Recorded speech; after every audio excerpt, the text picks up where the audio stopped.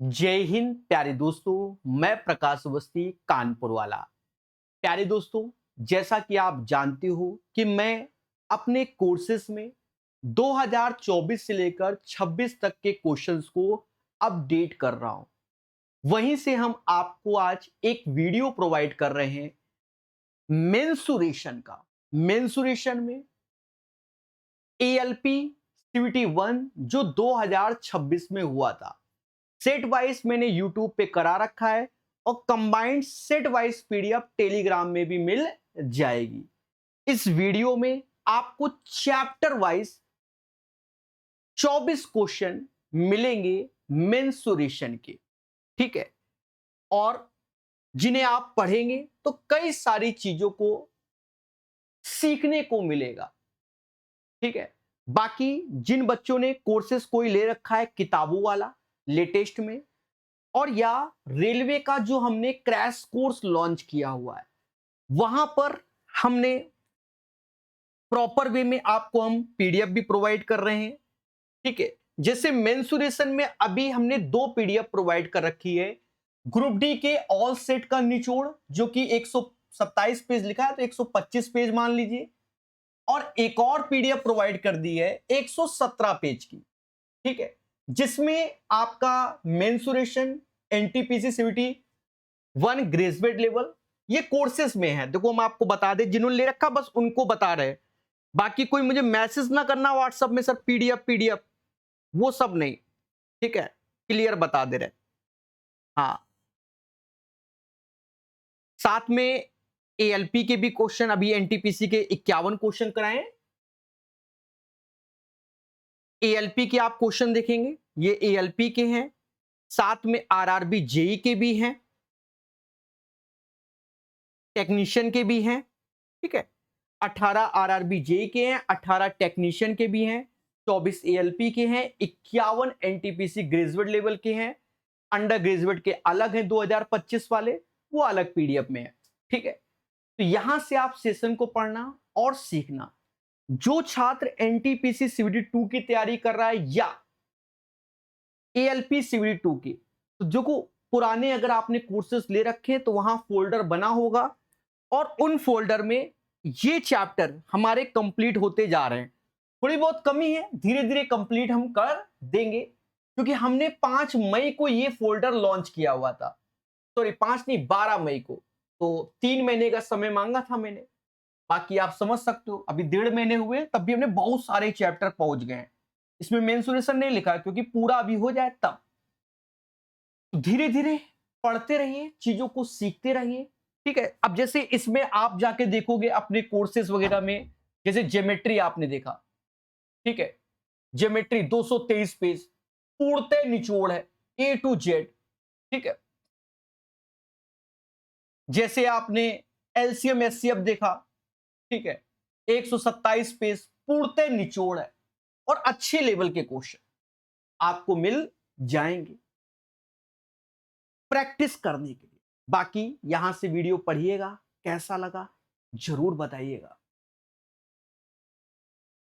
Mensuration RRB ALP CVT 1 2026 में पूछे गए क्वेश्चन, 24 क्वेश्चन के माध्यम से हम लोग मेंसुरेशन को सीखेंगे। देखा यही जाए कि 2026 में जो रेलवे के अलग अलग एग्जाम हुए ना, तो मेंसुरेशन के अच्छे क्वेश्चंस उठाए गए, ठीक है। एक एक करके समझेंगे। पहला क्वेश्चन, दो त्रिभुजों का आधार 14 सेंटीमीटर है, एक त्रिभुज का क्षेत्रफल 98 है, यदि दूसरे त्रिभुज का क्षेत्रफल पहले त्रिभुज के क्षेत्रफल का 2 गुना है, पहले त्रिभुज के क्षेत्रफल का 2 गुना है, ऐसा बोला गया, तो दूसरे त्रिभुज की ऊंचाई ज्ञात करो। पहले त्रिभुज के क्षेत्रफल का 2 गुना है, तो पहले त्रिभुज का क्षेत्रफल 98 है और इसका 2 गुना है, 98 गुणे 2, और दूसरे त्रिभुज का क्षेत्रफल क्या होगा, 1/2 बेस बेस 14 है और उसकी हाइट हमसे पूछी गई है, बस खत्म हो गया। कहते 14 सत्ते 98 7 बार, 7 दूनी 14 दूनी 28, यानी दूसरे त्रिभुज की जो हाइट है वह 28 आएगी। सही आंसर आपके सामने। देखो जनरली हम लोग करें तो थोड़ा सा एक आध स्टेप और बढ़ जाता है कि दो त्रिभुज का आधार 14 है, एक त्रिभुज का क्षेत्रफल 98 है, तो हम ऐसे करते कि 98 बराबर 1/2 बेस इंटू हाइट, तो पहले उसकी हाइट निकालें, जबकि उसका यूज नहीं है। आगे हम पढ़ रहे हैं कि दूसरे त्रिभुज का क्षेत्रफल पहले त्रिभुज के क्षेत्रफल का दोगुना है, तो ऑलरेडी हमें पहले त्रिभुज का क्षेत्रफल दिया गया है 98, उसका दुगना कर दिया। 1/2 बेस दोनों का सेम था, तो 14 हाइट h, यानी 28 is the right answer. 19 centimetre ऊंचाई वाले एक लंबवती शंकु के आकार के फ्लैक्स में पानी भरा है। क्या भरा है? पानी। थोड़ा डायग्राम बनाएंगे तो अच्छा लगता है। हाँ, टीचर को भी टाइम मिल जाता है क्वेश्चन को समझने में और समझाने में। ऊंचाई 19 है, एक लंबवती शंकु के आधार के फ्लैक्स में पानी भरा है, ठीक है।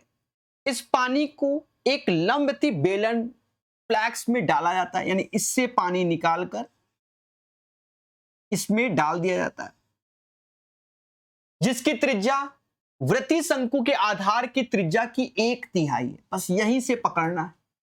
वृत्तीय शंकु के आधार की त्रिज्या की 1/3 है, यानी अगर इसकी त्रिज्या को मैंने 3r बोल दिया, इसकी त्रिज्या r हो जाएगी।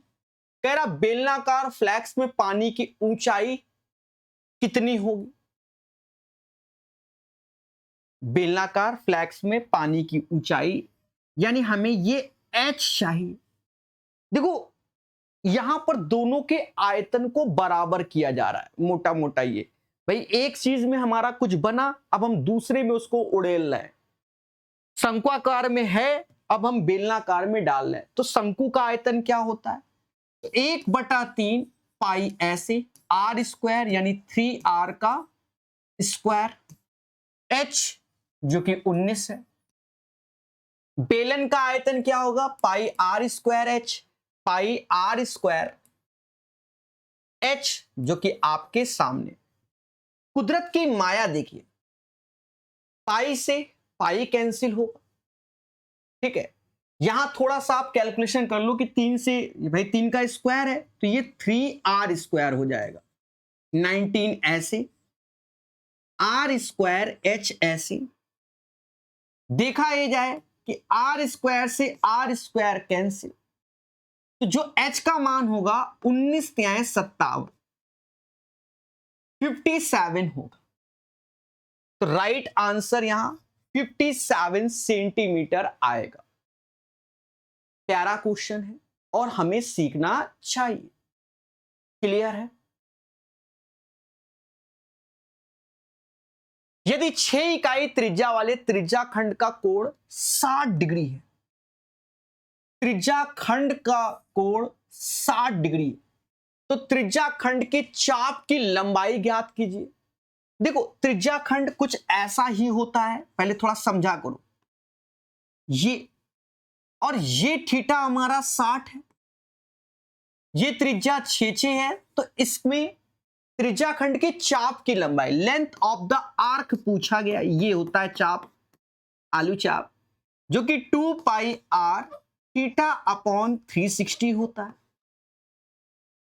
इसके माध्यम से हम लोग आंसर को निकालेंगे। एक तो ये हो गया। एक कुछ बच्चा थोड़ा सा पढ़ा लिखा होता है, वो कैसे करता है? कहता है भैया सर 360 डिग्री में सर्कल का परिमाप होता है 2 पाई r। हमने कहा बिल्कुल सही बात भाई, 360 सर्कल 360 डिग्री में होता है और उसका जो परिमाप होता है 2 पाई r। अब length of the arc 60 degree में, तो इसमें 6 से भाग दोगे सर 60 आएगा, यहां पर भी 6 से भाग दे दो sir, pi r by 3 solve करना है सर आपको, बस इतना। तो वो सही कह रहा है। यहां रखो तो भी वही आएगा, चाहे वो कर लो वो भी वही आएगा, तो हम उसी से कर लेते हैं। पाई के टर्म्स में, अच्छा पाई की वैल्यू 22/7 ऐसे रख दो, त्रिज्या 6 ऐसे और 3 ऐसे। काटो एक एक चीज को, समझो। 3 से गया 2 बार, 22 दूना 44, 44/7 ऐसे आ जाएगा। तो सही आंसर 44/7 होगा। क्लियर मेरे दोस्त, समझ गए? ठीक है। सुमित ने 28 मीटर व्यास और 48 मीटर ऊंचाई वाला एक शंकु के आकार का तंबू बनाया। इस तंबू के लिए सुमित को 10 मीटर चौड़े कैनवास की कितनी लंबाई की आवश्यकता थी?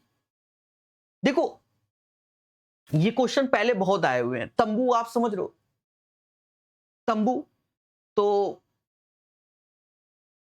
जैसे बाहुबली में हमने देखा कि बाहुबली तंबू को निकलवा कर हथियार बनाता है, उसमें पेट्रोल डाल के, समझ गए, सेना से। ठीक है, तो कपड़े का यूज हो रहा है।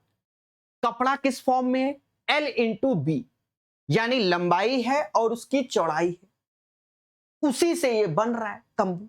समझ गए? जनरली आप पहले पैंट शर्ट का कपड़ा लेने जाते थे ना, लंबाई चौड़ाई में मिलता था, तिकोना तो काट के देता नहीं था, ये लो तिकोना, समझ गए? तो वही चीज है। सुमित ने इतने व्यास इतनी ऊंचाई का एक शंभू का तंबू, देखो तंबू जो बनेगा उसमें कर्व सरफेस एरिया, यानी ये पोर्शन की हमें जरूरत नहीं होगी, क्योंकि नीचे तो बैठना है, वहां अलग से दरी की व्यवस्था होती है, तो हमें इसका कर्व बनाना है, और कर्व में ये पोर्शन होता है, ये वाला। ठीक है, नीचे तो बस ऐसे ही। अब देखा ये जाए कि इसका कर्व सरफेस एरिया होता है शंकु का πr/l। 10 मीटर चौड़े कैनवास को कितनी लंबाई? तो 10 मीटर चौड़ाई है, तो लंबाई l हो गया, क्योंकि ये कपड़ा है। अच्छा ये L1 लिख दे रहे हैं, वरना ये LL काट दोगे।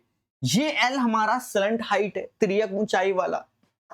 अब पाई, अच्छा यहां देखो, व्यास इसका 28 तो त्रिज्या 14 हो जाएगा, ऊंचाई इसका 48 है, तो हम जानते हैं कि 7 24 25, 7 24 25, इसका डबल 14 ऐसे, 48 ऐसे और 50 ऐसे, 50 ऐसे हो जाएगा।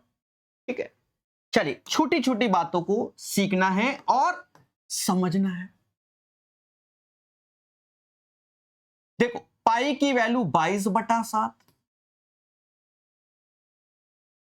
त्रिज्या जो कि 14 है, स्लंट हाइट तिर्यक ऊंचाई जो कि 50 है, 10 ऐसे और L1 ऐसे, तो 0 से 0 काटा, 0 से 0 काटा।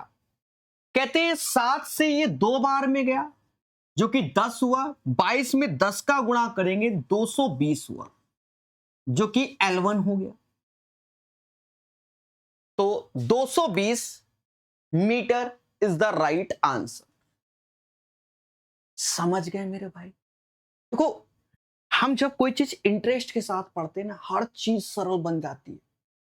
मेंसुरेशन अच्छा पूछा गया, अगर आप इंटरेस्ट नहीं दिखाओगे तो फिर बनना ही मुश्किल है। और चीजों को समझ के करो। क्यों? क्योंकि आज जो हम कैलकुलेशन कर रहे हैं ना, दिल खोल कर, 6 महीने बाद मुद्दा खत्म, अगर आपने प्यार से नहीं सीखा होगा। हाँ ये होता है, ये होता है, सब भूल जाओगे। इसलिए छोटे छोटे डायग्राम बनाया करो, सीखा करो, समझा करो। अब देखो क्या पढ़ो का क्वेश्चन, एक आयताकार कागज की लंबाई 44 सेंटीमीटर है और चौड़ाई इतना है। हमने तुरंत एक आयताकार बना लिया। अच्छा जब 44 देखते तो ये 11 का मल्टीपल है, थोड़ा सरकमफेरेंस में ये बढ़िया काम आता है। ठीक है, बाकी देखेंगे। चौड़ाई 89 है, हाँ क्योंकि 2πr में तो पाई 11 का मल्टीपल होता है। ये कह रहा कागज को उसकी लंबाई के अनुदिश मोड़ने पर एक बेलन बनता है। लंबाई के अनुदिश मोड़ने पर, ठीक है, अनुदिश यानी ये लंबाई है और अनुदिश ऐसे है, क्योंकि मोड़ा ऐसे जा रहा है। ठीक है, समझे? भाषा पढ़ो, लंबाई की अनुदिश, वो इसीलिए ऐसे करवाता ही है। देखो अब ये इसलिए करवाया, खुद ही देखो ये पाई 11 का मल्टीपल है, तो लंबाई की अनुदिश ये चीज जो लंबाई थी वो बेलनाकार में तब्दील हो गई, समझे? लंबाई की अनुदिश ऐसे मोड़ा, फोल्ड कर दिया गया। अब ये होता है 2 पाई आर। अब 2 पाई आर क्यों? क्योंकि आज यहां की तो लंबाई है, यहां का ये क्या हो गया, ये सर्कल हो गया और उसका सरकमफेरेंस हो गया। 2 से काटोगे तो ये 22 आएगा, पाई की वैल्यू 22/7 होती है, त्रिज्या आपके सामने 7 आ जाएगी। अभी और बताते हैं, हमारी मौसी तो अलग सोचती हैं, वो भी बताएंगे। अब ऊंचाई आपके सामने ये 89 है। कह रहा बेलन का वक्र पृष्ठीय क्षेत्रफल ज्ञात करो। वक्र पृष्ठीय क्षेत्रफल क्या होता है? पाई 2 पाई आर एच, ये इसका कर्व सरफेस एरिया होता है। बता रहा हूं मैं, एक बार मैं बता रहा हूं, चिंता मत लो, मुझे एक चीज देखना है।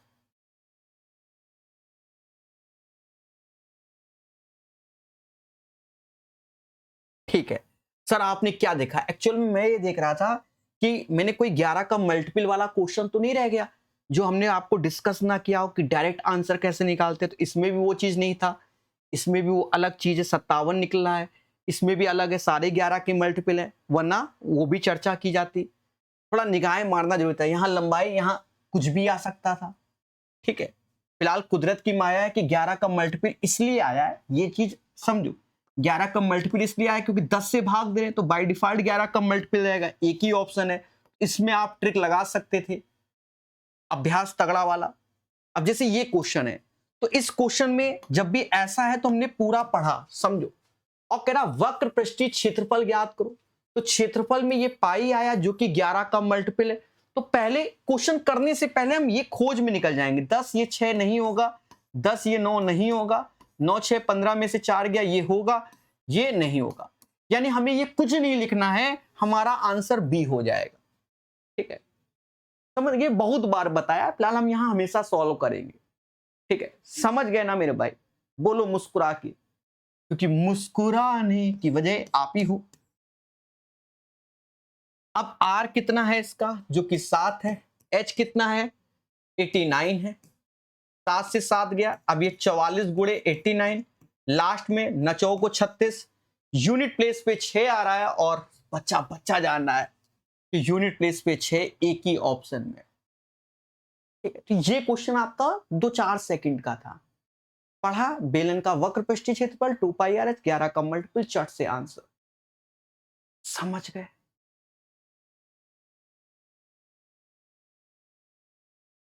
एक वर्ग का क्षेत्रफल इतना है, इसका परिमाप एक समषष्ठभुज के परिमाप के बराबर है। अब ये क्वेश्चन ये समझो 10 बार आया है, इसीलिए हमें सभी एग्जाम के क्वेश्चन करने पड़ते हैं, 10 बार आया है। देखो हमने हाल ही में आपको एनटीपीसी का भी पढ़ाया है, उससे पहले ग्रुप डी का पढ़ाया हुआ है। अगर मैं एनटीपीसी वाले में जाऊं तो मैंने ऐसे क्वेश्चन 2-3 बार कराए, 1-2 बार नहीं, 2-3 बार। यहां तो मैं कराऊंगा ही, थोड़ा दिखाऊंगा, थोड़ा अच्छा लगता है। हाँ, जैसे ये क्वेश्चन, यहां देखो मैंने 3 से 4 बार लिखा, क्यों? क्योंकि अब हम बैक आ रहे हैं तो हम क्वेश्चन को कई बार देख रहे हैं, इसमें एग्जाम में ही 3 से 4 बार आया एनटीपीसी में, वो 10 बार अब हो जाएगा सभी एग्जाम को लेकर। पढ़ते हैं, एक वर्ग का क्षेत्रफल 6561 है, जो कि 81 का स्क्वायर होता है, वो आप याद करो। देखो वर्ग का क्षेत्रफल होता है ए स्क्वायर, जो कि 6561 हो जाएगा, 81 का स्क्वायर। ठीक है, अब सर कैसे? 80 का 6400 होता है, उसके बाद ही तो ये आएगा, यानी 80 से बड़ा तो ये 81 है, क्योंकि 100-150 का मुद्दा है, यानी ए बराबर 81। बाकी स्क्वायर रूट स्वयं निकालो। इसका परिमाप एक षष्ठभुज के परिमाप के बराबर है। इसका परिमाप क्या होगा? 4a होगा, जो कि 4 गुणे 81, और षष्ठभुज यानी 6 भुजाओं वाला, तो उसकी भुजा को हमने x माना। षष्ठभुज मतलब हेक्सागोन, कुछ ऐसा हमारा हेक्सागोन होता है। इसमें 6 इक्विलैटरल ट्रायंगल होते हैं। कितने? 6 समबाहु त्रिभुज, और सारी की सारी भुजाएं बराबर। अब डायग्राम थोड़ा 19-20 तो धरने में नहीं बैठना, ठीक है। काटो, 3 से ये जाएगा 27 बार, देखो राइटिंग बिल्कुल 27, और ये 2 बार, यानी x बराबर हमारा 54 आ जाएगा। कह रहा षष्ठभुज का क्षेत्रफल ज्ञात कीजिए। षष्ठभुज का क्षेत्रफल क्या होता है बताइए। षष्ठभुज का क्षेत्रफल होता है 6 इक्विलैटरल ट्रायंगल, 6 इंटू √3/4 भुजा का स्क्वायर, 6 इंटू √3/4 भुजा का स्क्वायर। बोलो बोलो, टेल टेल, ठीक है। अब 54 आ गया। देखा जाए एक तरीके से आप कुछ चीजों को सोच भी सकते हैं, जैसे ये 54 आया, वहां रखने से पहले देखो √3 बना रहेगा, यानी ये दोनों में से कोई आंसर होगा, पहली बात, ठीक है। ये दोनों एलिमिनेट हो गए। दूसरा 54 9 का मल्टीपल है, तो चेक कर लो, ये 12 ये 7 नहीं होगा, बस यही आंसर। आप पूरी मेहनत अभी जाकर वहां रखोगे, फॉर्मूले में चिपकाओगे, उससे आप यहां बच जाओगे। 54 गुणे 54, हाँ अब यह बच्चा लग गया मिशन में, 54 गुणे 54, ये 27 बार, 27 बार 8 काटेंगे, 27 27 27 का स्क्वायर 729 गुणे 6 √3। अब यूनिट प्लेस देखो तो 4 √3, बाकी समथिंग समथिंग, ठीक है। तो एक ही ऑप्शन है 4 √3 का। तो ये स्किल आपको डेवलप करना पड़ेगा। थोड़ा सा करने के बाद आगे, अब उतनी मेहनत से बचोगे ना। यहां देखा, दिमाग लगाया, 9x²। अच्छा, यहां पर आप देख रहे हो कि सर आपने यहां a लिखा, वहां x²। देखो अब इतना आप तो समझ रहे हो, धरने में नहीं बैठना है, x² कर दिया, समझ गए, क्योंकि a इसकी साइड मानी है, स्क्वायर की साइड को a माना है, इसकी साइड को x, तो यहां से x निकला है, तो वहां x² है। वो आदत खराब है ना a लिखने की। क्लियर मेरे दोस्त? सीखो मगर प्यार से।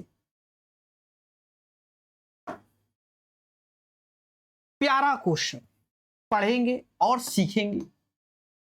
कह रहा है 50 सेंटीमीटर भुजा वाला एक ओटोमन, ये क्या होता है? एक 6 भुजी सफेद घनी पासे का, अच्छा एक पासा है, देखो ये एक डाइस है। मैंने क्वेश्चन कह रहा है, अभी देखते जाना, बड़े आराम से बताऊंगा। और इसकी भुजा क्या है? 50 है। जिसके फलकों में पर 1 से लेकर 6 तक काले वृत्तीय बिंदु उत्कीर्ण है। मतलब हर, तो इसमें कितनी फलक होंगी? 6 फलक होंगी। 1 2 3 4 5 6, और उसमें काले, इसमें जैसे 1 है, इसमें 2 हैं काले बिंदु, इसमें 3 हैं, इसमें 4 हैं, इसमें 5 हैं। अब डाइस में तो ऐसे ही होता है मेरे भाई, आप डाइस तो देखे ही होंगे। 6, यदि प्रत्येक उत्कीर्ण पर 10 सेंटीमीटर व्यास वाला एक वृत्त बना है, तो ये सर्कल है मेरे भाई।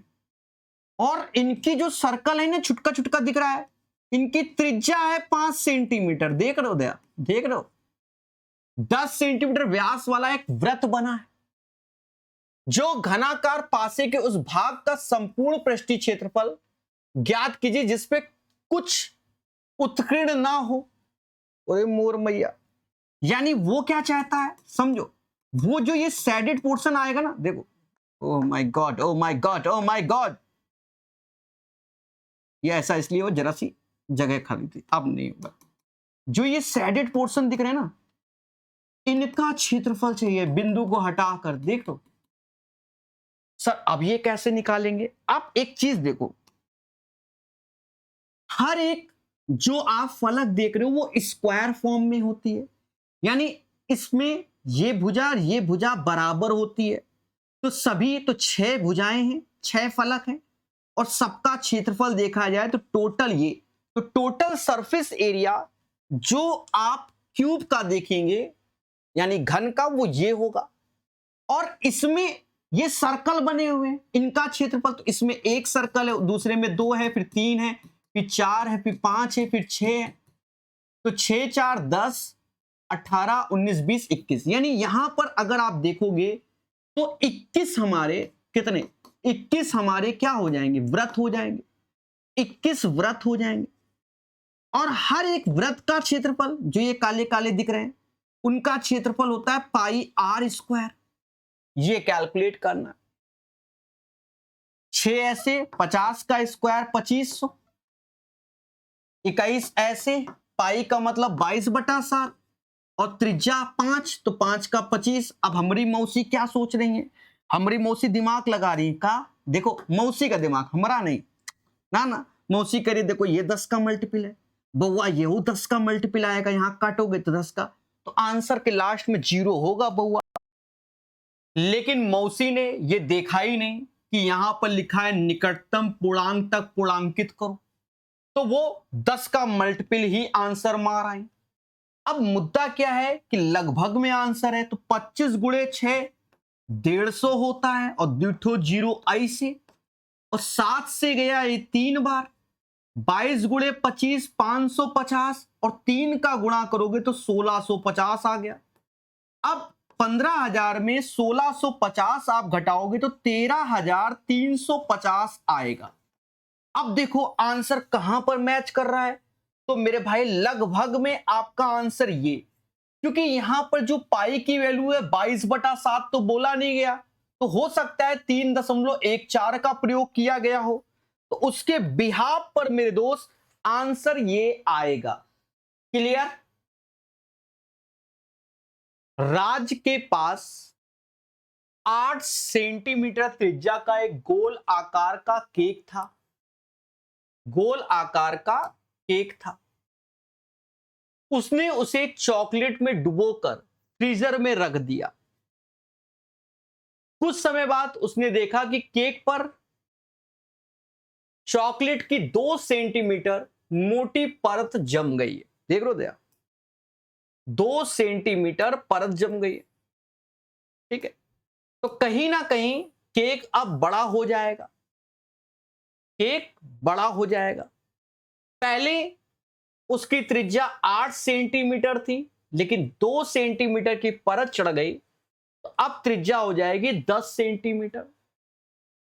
चॉकलेट में डुबोने के बाद केक के पृष्ठीय क्षेत्रफल में कितने प्रतिशत की वृद्धि हुई? पृष्ठीय क्षेत्रफल,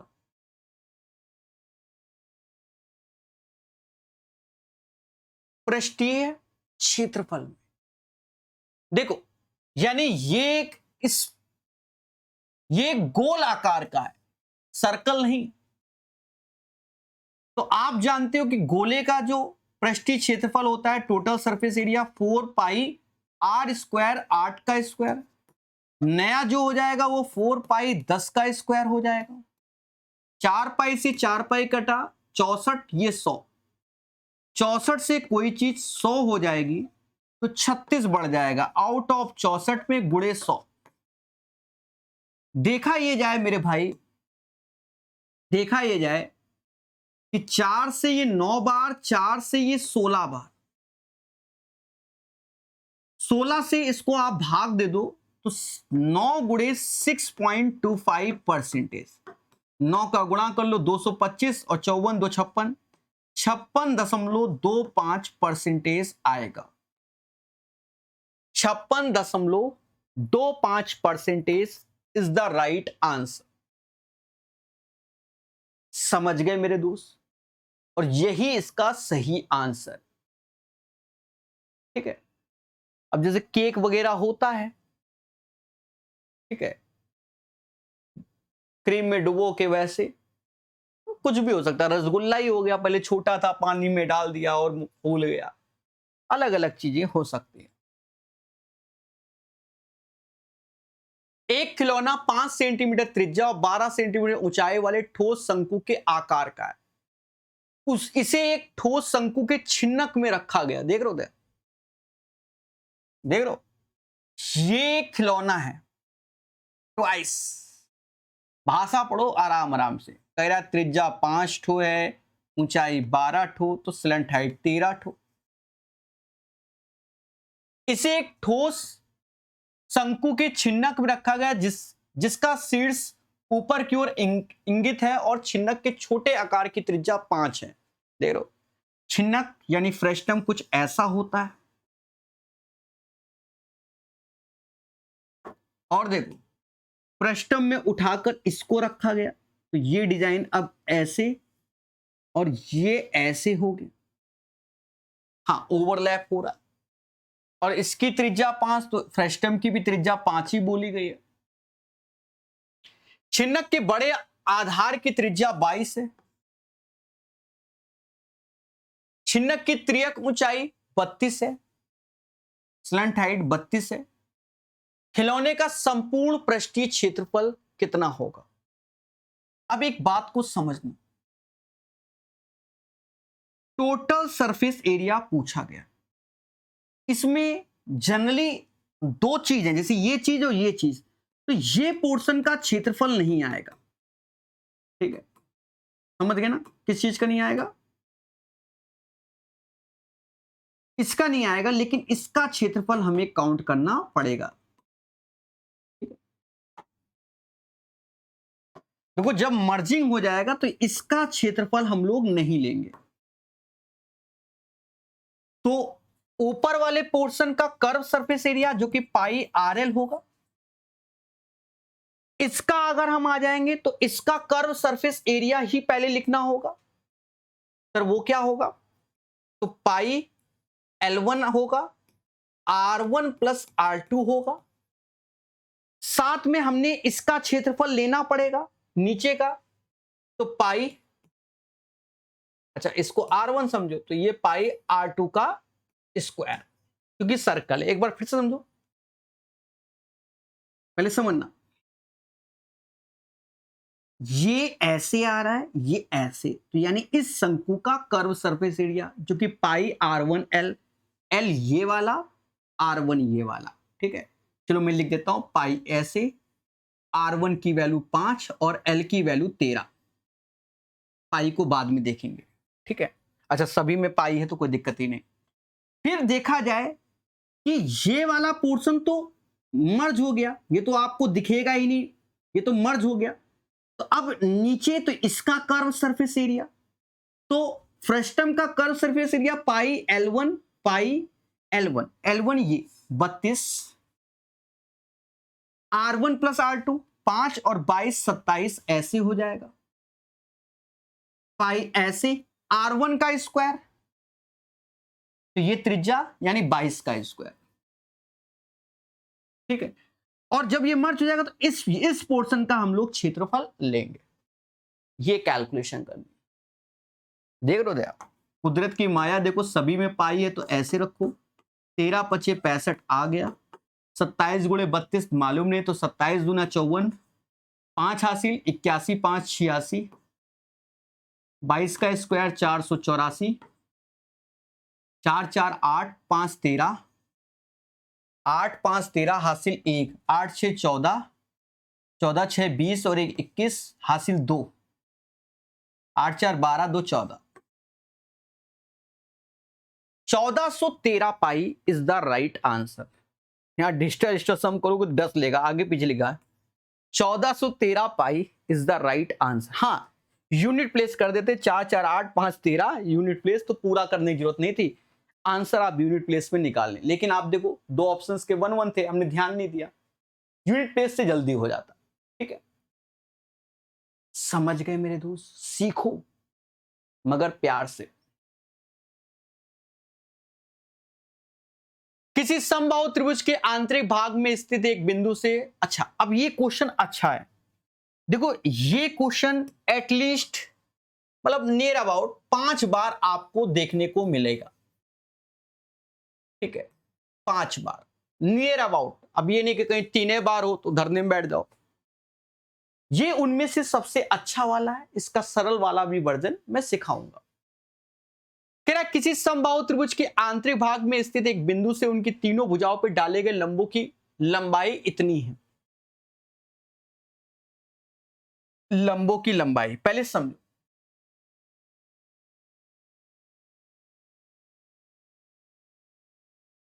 ये एक समबाहु त्रिभुज है, समबाहु त्रिभुज है, ठीक है। इसके अंदर किसी भी बिंदु से तीनों भुजाओं पे डाले गए लंब, यानी इससे P1, इससे P2, इससे P3, तीनों भुजाओं पे डाले गए लंब P1, P2, P3, P1, P2, P3। अब देखा जाए समबाहु त्रिभुज का जो यहां पर बनता है, तो जनरली हम लोग प्रूव करते हैं तो क्षेत्रफल लेके करते हैं, ऐसे बना बना के, ऐसे बना बना के क्षेत्रफल करके प्रूव करते हैं। ये भुजा ए, देखो मैं कर दे रहा हूं, ये ए है, चलो मैं कर ही देता हूं, आप पहले सीख लो। तो अगर मैं क्षेत्रफल देखूं तो 1/2 ए P1 हो गया, दूसरे का 1/2 ए P2 हो गया, ऐसे ही 1/2 ए P3 हो गया।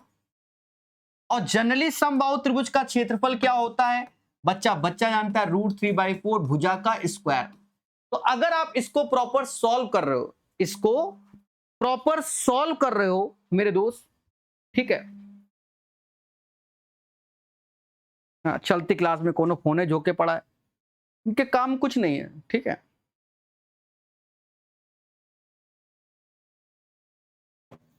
हाँ, तो 1/2 ए P1, 1/2 ए P2, 1/2 ए P3, √3/4 ए स्क्वायर, ठीक है। तो अगर हमें यहां रिलेशन चाहिए तो ए काट दीजिए, ठीक है। तो हमारा मतलब ए काटोगे, 2 काटोगे, यानी एक तरीके से रिलेशन आएगा P1 + P2 + P3 बराबर √3/2 ए आएगा। तो यहां से ए जो निकल के आता है वो 2/3 √3 P1 + P2 + P3 आता है। ये रिलेशन आपको याद करना चाहिए डायरेक्ट। सर कैसे याद करेंगे ये भी बता दो, देखो हम वो भी सिखा दे रहे हैं, हमने जैसे याद किया बस वैसे बता रहे हैं। हमने क्या याद किया है कि हम ये जानते हैं कि किसी समबाहु त्रिभुज के अंदर किसी भी बिंदु से तीनों पर जो लंब P1, P2, P3 डाले जाते हैं वो हाइट के बराबर होते हैं, तीनों का योग हाइट के बराबर, ऐसे याद किया है। अब समबाहु त्रिभुज की हाइट क्या होती है, तो √3/2 ए होती है। यहां से ए निकालोगे तो यही आ जाएगा। तो ऐसे हमने याद किया हुआ है और ऐसे ही आपको भी याद करना पड़ेगा। समझ गए मेरे भाई, ठीक है। तो प्रॉपर प्रूव कर दिया, ना ना कहना, दिल टूटता है मेरा। अच्छा, अभी जो फोन बजा उस पर समझ लो, देखो सारा काम हम ही करते हैं। बच्चे को बोल रखा है व्हाट्सअप करो, अभी ये क्लास जो मैं ले रहा हूं रात के 8:13 में रिकॉर्डिंग कर रहा हूं, 5 बजे तक व्हाट्सएप पे ले बोला, बच्चा व्हाट्सएप करना नहीं चाहता, बच्चा खोला, ये डाउट है, पहले सर को फोन झोंक दो। गलत है मेरे, पढ़ा करो, सीखा करो, ठीक है। अब इतना नहीं पॉसिबल है, आप खुद ही सोचो कि सब कुछ पॉसिबल हो जाएगा। अब इसके चक्कर में हमको फोन फ्लाइट मोड में रखना पड़ता है, जबकि मेरा मेन नंबर वही है। क्या करें, रिश्तेदार भी घर आते हैं, मुझे तुम्हारा कॉल ही नहीं लगता, उनसे भी कहते हैं भैया व्हाट्सअप कर दिया।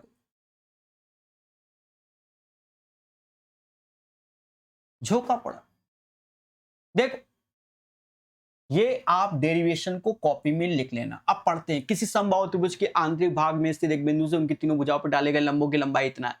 तो सीधे भुजा क्या आ जाएगी, आप भुजा सीधे लिख लो, 2/√3 ऐसे और तीनों का योग 9, 8, 17 हासिल 1 है, 3, 3, 6, 7, 1, 8, 87 ये आ गया, ठीक है, ये आ गया। यदि त्रिभुज का क्षेत्रफल इतना है तो समबाहु त्रिभुज का क्षेत्रफल क्या होगा, √3/4 भुजा का स्क्वायर, 2/4 मतलब 2 का स्क्वायर 4, √3 का 3 हो जाएगा,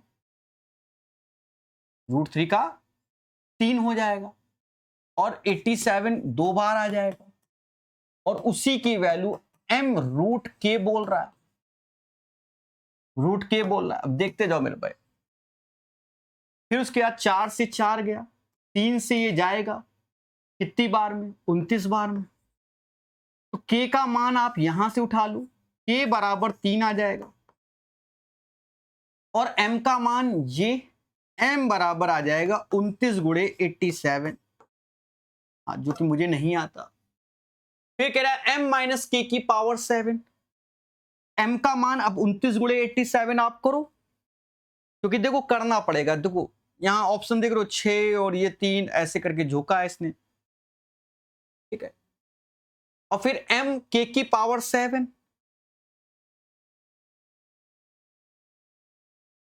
चलो हम ट्रिक बताएंगे, हाँ ट्रिक बताएंगे। 29 गुणे 87 आ गया माइनस के की पावर 7 यानी 3 की पावर 7 कितना होगा, 3 मतलब 3 की पावर 6 तो 729 होता है। 3 का गुणा 9 त्रिका 27, करना चाहो तो कर लो, 87 ये हो गया और 7 या 21 ये आ गया। अब ट्रिक क्या थी ये समझो, ये 3 का मल्टीपल है, देखो ये तो भर भर के है, लेकिन ये 3 का मल्टीपल है, ये घटाओगे तो आंसर 3 का ही मल्टीपल रहेगा, 3 का ही मल्टीपल रहेगा। तो 3 का मल्टीपल रहेगा लेकिन 9 का नहीं रहेगा, ये 9 का मल्टीपल है, ठीक है, ये 9 का मल्टीपल है, ये 9 का मल्टीपल है। अब यूनिट प्लेस देखो, 9 7 63, 6 16 में से 7 गया, 9 7 63, 13 में से 7 गया, 6 आएगा, तो 6 आएगा, ये भी नहीं आएगा, आंसर ये हो जाएगा। मौसी हमारी मान नहीं रहे, करिए 29 का पहाड़ा पढ़ लो, तो हमने कहा मौसी आज हम 29 का पहाड़ा भी बताएंगे। देखो 29 का तो मुझे कभी याद ही नहीं किया, पर मैंने 30 का पहाड़ा याद किया है।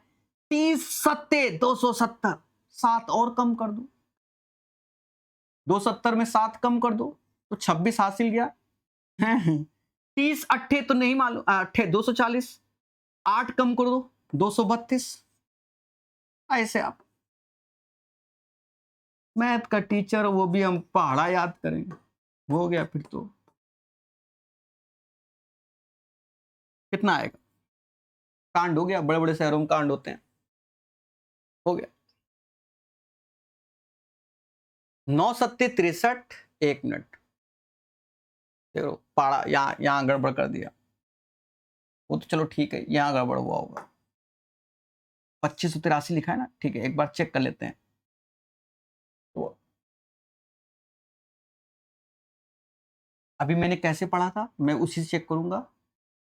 30 का 7 बार 210, 210 यहां कुछ और पड़ गया, मैं 210 और 210 में 7 कम कर दोगे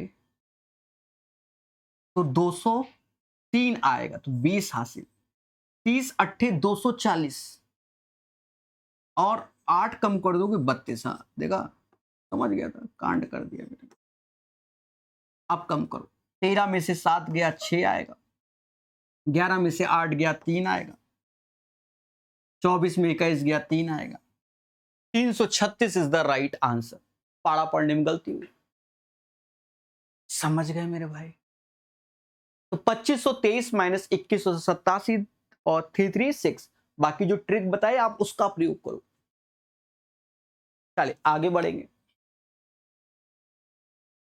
एक वर्ग की भुजा की लंबाई एक वृत्त के व्यास के बराबर है, ठीक है। एक वर्ग की भुजा की लंबाई एक वृत्त के व्यास के बराबर है, तो वर्ग की भुजा ए हुआ और वृत्त का व्यास क्या होगा, डी हुआ, जिसे समास 2r के नाम से जानता है।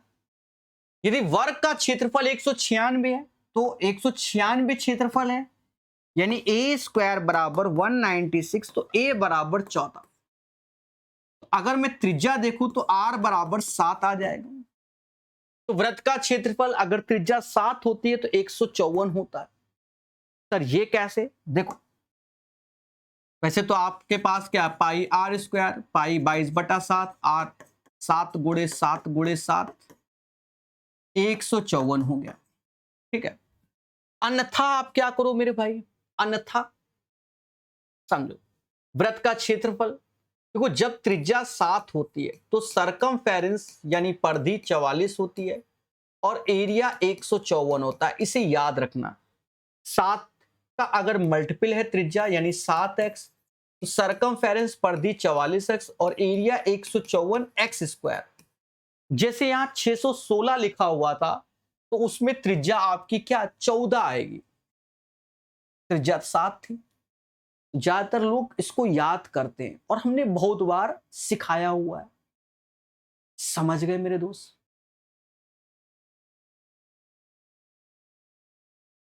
एक ठोस धातु के गोले को पिघलाकर समान त्रिज्या के छोटे गोले बनाए जाते हैं। इस प्रक्रिया के दौरान गोले के आयतन का 5% भाग क्षीण हो जाता है। देख लो दया, जैसे खूब सारे छोटे लड्डू हैं, उनको बड़ा लड्डू बना रहा है, तो कुछ ना कुछ मटेरियल तो नीचे गिरेगा ही गिरेगा, तो वो 5% क्या है, गिर गया मेरे भाई। हाँ, छोटे गोले की त्रिज्या बड़े गोले की त्रिज्या का 1/10। यदि बड़े गोले को रंगने के लिए 14 लीटर रंग की आवश्यकता, पहले तो हम इतना ही कर लें, हाँ रंगाई तो बाद में। लीटर है तो अच्छा क्वेश्चन है। एक ठोस धातु के गोले को पिघलाकर समान छोटे छोटे गोले बनाए जाते हैं। अच्छा, बड़े से छोटा बना रहे हैं। इस प्रक्रिया के दौरान गोले के आयतन का 5% भाग क्षीण हो जाता है। ठीक है, देखो एक्चुअल गोले का जो आयतन लिखेंगे 4/3 पाई आर। बड़े गोले की त्रिज्या को 10 लेंगे तो 10 का क्यूब लिखेंगे, हाँ 10 लेंगे, 10 का क्यूब, और 5% लेस हो जा रहा है तो 95%, क्योंकि ये हमारे पास मटेरियल है, इसके आयतन से हम छोटा छोटा गोला बना रहे हैं, तो मटेरियल तो यही यूज होगा ना, इससे हम छोटे छोटे गोले बना रहे हैं यानी n गोले बना रहे हैं, और हर गोले का आयतन 4/3 पाई, उसकी त्रिज्या 1 लोगे। अब एक बच्चा धरने में बैठेगा, सर आप 10x क्यों ले रहे हो? देखो हम x ले लेंगे कि बड़े गोले की त्रिज्या 10x है तो छोटे की x, तो वो कट जाएगा ना मेरे भाई। यहां से तो हमें सिर्फ n निकालना है, यहां से तो n निकलेगा, कितने छोटे छोटे गोले बन रहे हैं, समझ गए ना मेरे भाई? और कुछ तो निकलेगा नहीं, तो पहले हम यही निकाल लेते हैं, और उनकी त्रिज्या को हम यही 1 और 10 ही समझते हैं, not a big deal. Happy birthday, happy birthday. 950 आ जाएगा, ठीक है, तो 950 छोटा छोटा गोला आ जाएगा। अब आगे पढ़ते हैं, देखो आगे की लाइन को बढ़िया से पढ़ो, भावनाओं में मत बहो। यदि बड़े गोले को रंगने में 14 लीटर रंग लगता है, अब एक चीज देखो, रंगोगे कहां पर, उसके टोटल सरफेस एरिया में। जैसे बॉल आपने देखा होगा रेड कलर व्हाइट कलर, वैसे तो कहां रखोगे, 4π10², क्योंकि बड़े त्रिज्या के, और इसको रंगने में 14 लीटर लग गया। अब हमसे कह रहा सभी छोटे छोटे गोले को रंगने में ज्यादा लग जाएगा, क्योंकि छोटा छोटा है, टोटल सरफेस एरिया बढ़ जाएगा। तो कितने छोटे छोटे हैं, 950, और सभी का टोटल सरफेस एरिया 4π1²। इसमें कितना लीटर रंग लगेगा, ये हमसे पूछा गया है। सर कैसे करोगे? हमने कहा हमारी मौसी कहते हैं इसको x मान लो, ऐसे करके भाग दे लो। हाँ, 4π ऊपर 100 हो गया, का दिक्कत है, नीचे 950 हो गया, का दिक्कत है, इन 14 हो गया, इन x हो गया, काट लो। कहते 50 दूना 50 19, 2 से गया 7 बार, 19 सत्ते 133, 133 लीटर आपका मटेरियल लग जाएगा, यानी पेंट लग जाएगा। हाँ, रंगने में पेंट ही आएगा। कितने लीटर रंग लगेगा, पेंट 133 लीटर। अच्छा क्वेश्चन, अच्छा क्वेश्चन। देखो ऐसे क्वेश्चन आते नहीं थे ना, हम लोग सरल वाले करते थे, आए तो टफ नहीं है ये भी, बस थोड़ा सा दिमाग लगाना। बढ़िया,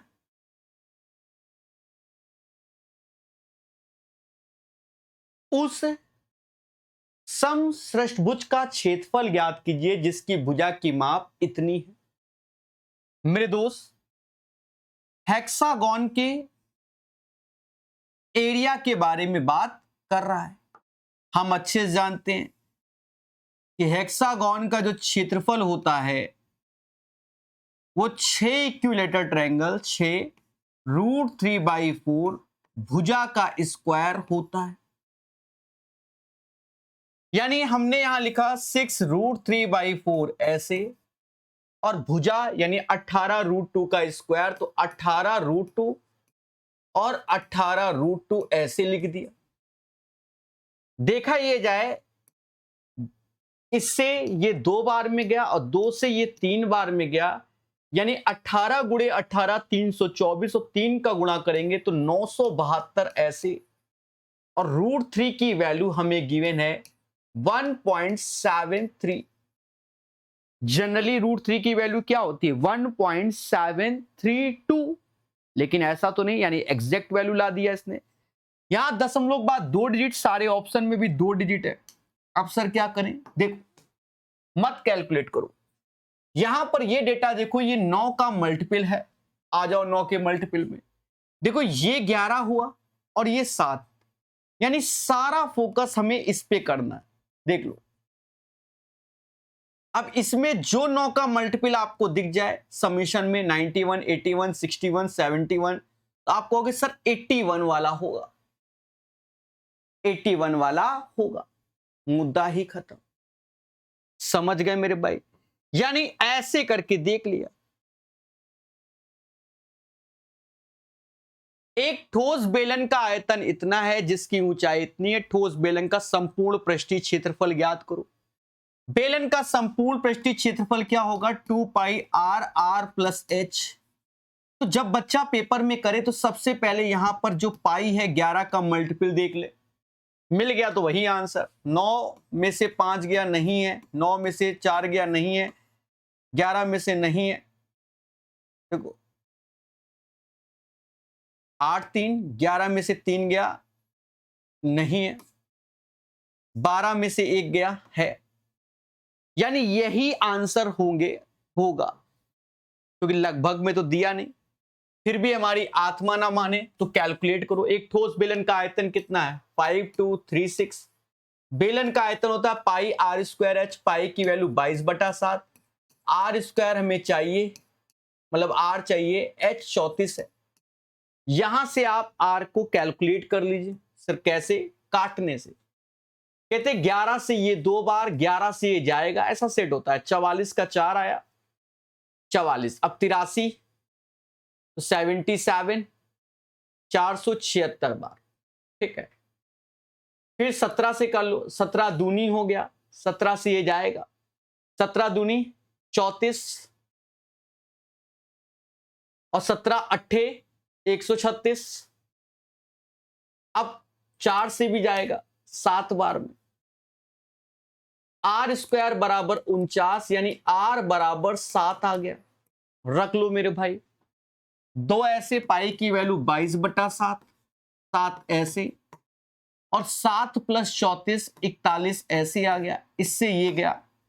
आप चाहो तो सिर्फ यूनिट प्लेस से ही आप काम चला सकते हो। 4 × 4, इकाई का अंक 4 आएगा, यही आंसर 1804। तो ऐसे ही एग्जाम में निपटा देना। तो सबसे पहले 11 का मल्टीपल जहां आपको दिख रहा है वहां आप यूज कीजिए, तभी आपको बेनिफिट होगा। समझ गए? यदि किसी गोले का आयतन उसके पृष्ठीय क्षेत्रफल के संख्यात्मक मान के रूप में समतुल्य है, पहले यहीं से डिकोड करो। आंसर अपनी जगह। गोले का आयतन क्या होता है? 4/3 πr3। पृष्ठीय क्षेत्रफल यानी 4πr² के समतुल्य है। 4 पाई से 4 पाई गया, इससे ये गया, यानी r बराबर 3 आ गया, यानी 3 त्रिज्या होगी। तो गोले की त्रिज्या और पृष्ठीय क्षेत्रफल, तो त्रिज्या तो 3 दिख रहा है हमको, पृष्ठीय क्षेत्रफल वो भी दशमलव में है, देखो गोले का पृष्ठीय क्षेत्रफल होता है 4 पाई आर स्क्वायर, 4 ऐसे, पाई की वैल्यू 22/7, आर 3 का स्क्वायर 9, गुणा कर लो, नचो को 36, 36 दूना 72, 7 हासिल 72, 7 7 से भाग दे दो, 11 बार में तो ऐसा चला गया, फिर ये भी चला गया, 111, देखो गड़बड़ हो गया, 77 22 7 21 होगा, 113, तो ये दोनों एलिमिनेट हो गए और ये तो पहले एलिमिनेट हो गया, तो फिर आंसर ये है, देख लो, ये तो पहले एलिमिनेट हो गया था, तो दोनों में सेम सेम, तो ये तो पहले एलिमिनेट हो गया था, देखो 77 11 बार में फिर 22 आया, तो 7 21 होता है, बाकी आप ईमानदारी से आगे भाग देते हैं, लगभग ये हो जाएगा, ठीक है। 125 सेंटीमीटर त्रिज्या वाले अर्धगोले का वक्र पृष्ठीय क्षेत्रफल, अर्धगोले का वक्र पृष्ठीय क्षेत्रफल 2 पाई आर स्क्वायर होता है, total surface area 3 pi r square होता है। अब तो 2 पाई आर स्क्वायर होता है, दो ऐसे रखोगे, पाई में ही सारे आंसर है, आर स्क्वायर तो 125 का स्क्वायर आना चाहिए। अब याद किया होगा आपने, 156 25 होता है, पर हमरे मौसी कह रहे नहीं याद किया, तो 25 का मल्टीपल देख लो, एक ही है आंसर, बाकी देखो 25 के मल्टीपल नहीं, पर याद किया 125 का, तो 156 25 2 पाई का गुणा, तो बस 31250, समझ गए। एक समबाहु त्रिभुज के भीतर स्थित एक बिंदु से उसकी भुजाओं पे लंब रेखाएं खींची जाती हैं, इन लंबों की लंबाई क्रमशः इतना है। देखो मैंने प्रूव किया हुआ है और ऐसे कई आए हुए थे, मैंने बताया कि a बराबर आएगा 2/√3 और तीनों लंबों का योग, मैं दिखा देता हूं, तीनों लंबों का योग आएगा। और मैंने उस टाइम कहा है कि भैया इसको तैयार कर लेना, ये प्रॉपर हमने प्रूव किया हुआ है। देख लो क्वेश्चन नंबर 10 में कि कोई एक समबाहु त्रिभुज है, उसके अंदर कहीं से भी तीनों भुजाओं पे लंब यानी एल्टीट्यूड डाले गए हैं, P1 P2 P3। तो अगर मैं ट्रायंगल के एरिया 1/2 AP1 ऐसे करके, तो क्षेत्रफल के बराबर, यहां से हमने इसका रिलेशन बताया, शॉर्टकट में बताया कि तीनों जो लंबों का योग होता है वो हाइट के बराबर होता है, वहां से भी आप डायरेक्ट ए को निकाल सकते हैं। समझ गए मेरे दोस्त, बताया है, ठीक है, नोट कर लेना। तो डायरेक्ट अब वहां लिख भी दिया मैंने, इसीलिए त्रिभुज का क्षेत्रफल, तो क्षेत्रफल तो बाद में निकालेंगे, पहले भुजा निकाल लो, तीनों का योग 5 6 7 18 हो जाएगा। चलो आओ, समबाहु त्रिभुज का क्षेत्रफल क्या होता है, √3/4 भुजा का स्क्वायर, भुजा देख लो कैसी दी गई, जैसी दी गई वैसे लिख दो, 36 × 36 और √3 का स्क्वायर 3, अब काट लो अपनी श्रद्धा अनुसार, 12 3 36 108 √3 आंसर। तो सही आंसर आपके सामने। अब हो गया फास्ट, अगर आप चीजों को तैयार करेंगे तो क्वेश्चन अपने आप फास्ट होंगे, ठीक है। 40 सेंटीमीटर त्रिज्या वाले एक गोले से 512 एक समान छोटे गोले बनाए गए, जिसमें से छोटे गोलों का कुल आयतन बड़े गोले के आयतन के बराबर। जब एक आकृति से दूसरी आकृति, तो बाय डिफॉल्ट हम लोग क्या आयतन को बराबर ही करते हैं। गोले का आयतन क्या होगा, चौड़ा 3 पाई 40 का क्यूब, 512 एक समान छोटे गोले यानी चौड़ा 3 पाई आर क्यूब, क्योंकि उसी की त्रिज्या निकालनी होगी, 4 इससे ये गया। अब ये देखो ये भी क्यूबिक है 8 का, ये भी क्यूबिक ये भी क्यूबिक, यानी 40 क्यूब रूट लो, 40 8 आर, तो आर बराबर 5 आ गया। प्रत्येक छोटे गोले का व्यास क्या होगा, व्यास होता है 2r, 5 दूना 10 इज द राइट आंसर, 5 दूना 10। समझ गए मेरे भाई। एक बेलनाकार छड़ का बाह्य वक्र पृष्ठ क्षेत्रफल इतना है, यदि छड़ की लंबाई 92 है तो छड़ की बाह्य त्रिज्या कितनी होगी। देख लो लगभग में है, एग्जैक्ट नहीं, कैलकुलेटिव क्वेश्चन है। वक्र पृष्ठ, बेलन का वक्र पृष्ठ होता है 2 पाई आर एच, जो कि 7500 है, और हमको सॉल्व करके त्रिज्या ही निकालनी है। दो ऐसे पाई की वैल्यू पाई/7 यूज करनी है। 2 पाई आर एच होता है, नसेबाजी में कैपिटल आर लिख दिया। मैं चेक कर रहा था आपको, बेलन की त्रिज्या आर ऐसे 92। अब डेटा ऐसा सेट है कि 7500 कटने का नाम ही नहीं ले रहा। देख लो, थोड़ा बहुत भले कट जाए, कैसे कट जाए देखो, थोड़ा बहुत, तो ये 75 गुणा 25 हो गया। 4 से इधर काटा, 4 से इधर काटा, आर बराबर क्या आया, 75 गुणे 25 गुणे 7, नीचे दो ऐसे, 9 2 11 1, और 9 और 1 10, 1012 आ गया। अब भाग देना है, आसान नहीं है, ठीक है। हाँ बताओ कहां से आसान है जो हम भाग ऐसे दे दें। अब क्या करो, गुणा करो कुन्ने में जाकर। देखो ऐसा कर लो, पहले 25 का 75 में कर लो, फिर 7 का कर लो।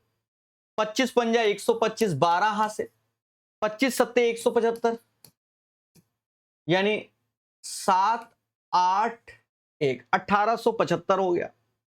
अब इसमें 7 का गुणा कर लो, तो 7 पना 35, 3 हासिल, 7 सत्ते 49, 3 52, 5 हासिल, 8 सत्ते 56 और 5 56 5 61, 6 हासिल, 7 6 13, 13,125 और नीचे 1012। अच्छा मैं आपको थोड़ा सा कॉमन सेंस बताऊं। कॉमन सेंस क्या है, आंसर आप देख लो 12.97 है, 13.11 भी है, 11.65 भी है। अगर मैं थोड़ा सा ईमानदारी की ओर जाऊं तो हम ऐसे ही जाएंगे, थोड़ा सा जाना पड़ेगा। यहां 0 आया, 0 आया, ये 3 आया, ये 5 आया, तो शुरुआत में तो आपका 1 आ गया। लेकिन ये देखो, अगर मैं देखूं तो ये 13, अगर ये थोड़ा सा बारते हैं 36 होता तो ये 13 से कम आता।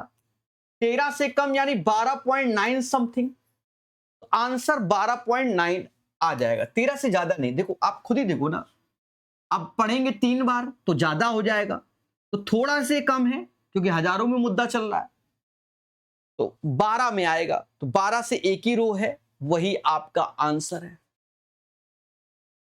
समझ गए मेरे दोस्त, ऐसे करना, भावनाओं में नहीं बहना। कह रहा है 24 सेंटीमीटर व्यास वाले एक ठोस गोले को पिघलाकर छोटे ठोस शंकु बनाए गए, जिनमें प्रत्येक के आधार इतना ऊंचा, इतना, कुल कितने शंकु, तो दोनों के आयतन को बराबर करना होगा।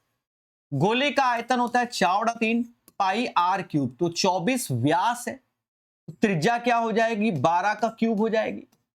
एन छोटे छोटे क्या बनाए गए, शंकु बनाए गए। अब शंकु का आयतन होता है 1/3 पाई आर स्क्वायर, 4 का स्क्वायर, और h 9। निकाल लो मेरे भाई, निकाल लो। देखो पाई/3 से पाई/3 गया, इस 4 से ये 4 गया।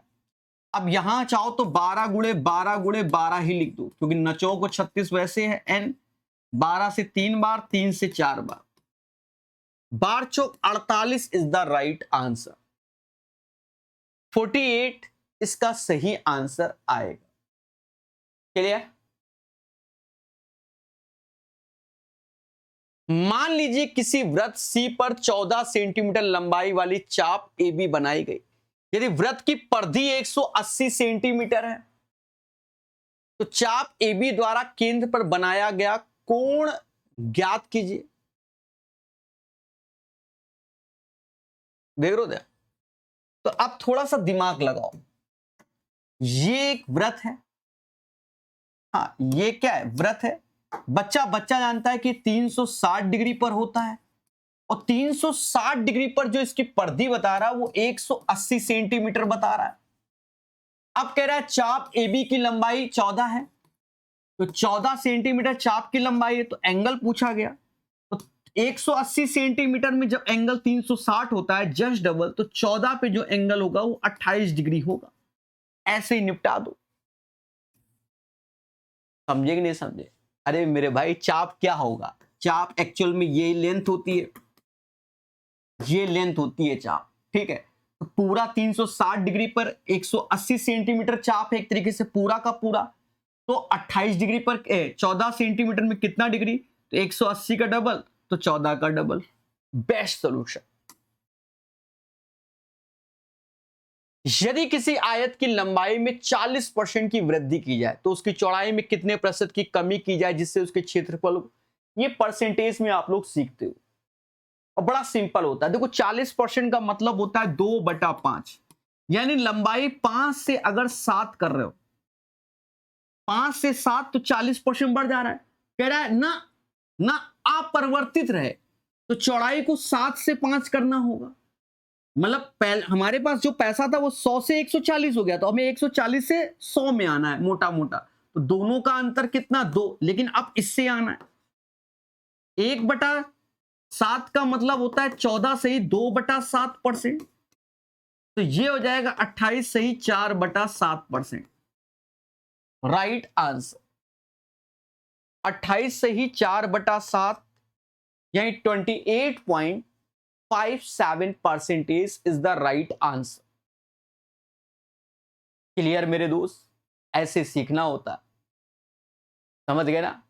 चलिए आगे देखेंगे। एक समचतुर्भुज के विकर्ण 7 सेंटीमीटर और 24 सेंटीमीटर है। समचतुर्भुज का परिमाप क्या होता है? देखो, ये एक समचतुर्भुज है और विकर्ण, तो ये इसके डायगोनल होते हैं। हम जानते हैं कि समचतुर्भुज के जो विकर्ण होते हैं एक दूसरे को 90 डिग्री पे काटते हैं।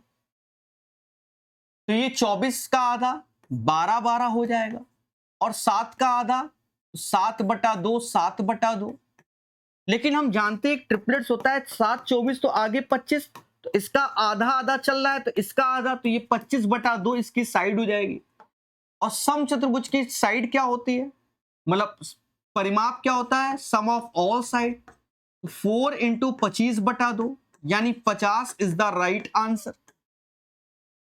50 सेंटीमीटर सही आंसर होगा। क्लियर मेरे देवता? हाँ, यदि किसी वृत्त के त्रिज्या खंड का केंद्रीय कोण इतना है, वृत्त की परिधि और त्रिज्या खंड के परिमाप के बीच का अनुपात ज्ञात करो। देखो, यदि किसी वृत्त के त्रिज्या खंड का कोण,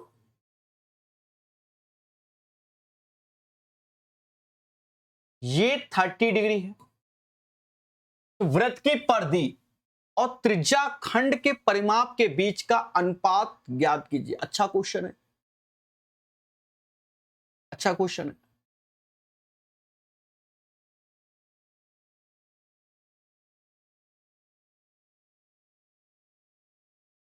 वृत्त की परिधि होगी 2πr, और त्रिज्या खंड क्या होगा? तो 2πr θ/360।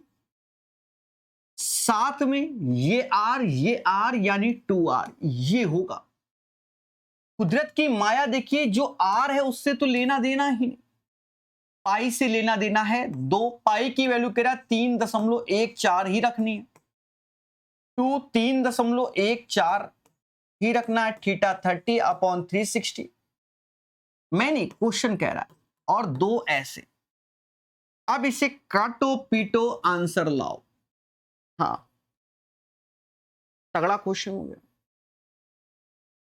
कहते 30 से ये गया 12 बार में, 2 से गया ये 6 बार में। अब देखा जाए तो 6 दूनी 12 इधर, देखो 6 दूनी 12 और 3, तो 15.14, लेकिन ये 6 का गुणा यहां हो जाएगा तो ये 12 हो जाएगा, ये 12 हो जाएगा। अच्छा, थोड़ा सा और चाहो तो कम कर सकते हो। सर कैसे? अब हमने देख लिया तो सर देख लिया, हाँ नकल मान ली। यहां और कट रहा है, अगर मैं यहां 6 आया था ना, 6 आया था और काट लो, तो इसको काटोगे तो ये 1.57 हो जाएगा, 2 से काटोगे तो ये 3 हो जाएगा। आप ऐसे पढ़ सकते हो 3 दूना 6, 6 और 1 7, यानी 7.57 आ गया। और यहां पर देखोगे, अच्छा ये आंसर 7.57, और ये 3 दूना 6 हो जाएगा, 6 का गुणा तो 14 छक्के 84 और 6 18, और यहां दशमलव, ये दशमलव हटाओ, ये दशमलव। अब ऑप्शंस कुछ ऐसे ही दिख रहे हैं तो काटने की भी जरूरत नहीं है। समझ गए मेरे भाई? तो इन 24 क्वेश्चन के माध्यम से एएलपी 2026 का पूर्णतः निचोड़ हो गया। देखो, ग्रुप डी में भी हमने 125 के आसपास क्वेश्चन कराए, 101 सेट का, 51 क्वेश्चन हमने एनटीपीसी की भी कराए हैं, 24 सेटों का, यहां पर भी, और सब में अच्छे क्वेश्चंस मेंसुरेशन के। धीरे धीरे पढ़िए, इनके साथ आप अदर टॉपिक को पढ़िए। देखो जनरली क्या होगा, जब बिल्कुल डिफिकल्ट क्वेश्चन आएगा तो आपसे बनना नहीं है पेपर में जल्दी, हाँ 2-4 मिनट लगाओगे तो सब बनना है। तो हमें अदर टॉपिक पे भी तगड़े से फोकस करना है, ये नहीं कि हम पूरा डिपेंडेंट हो जाए मेंसुरेशन में।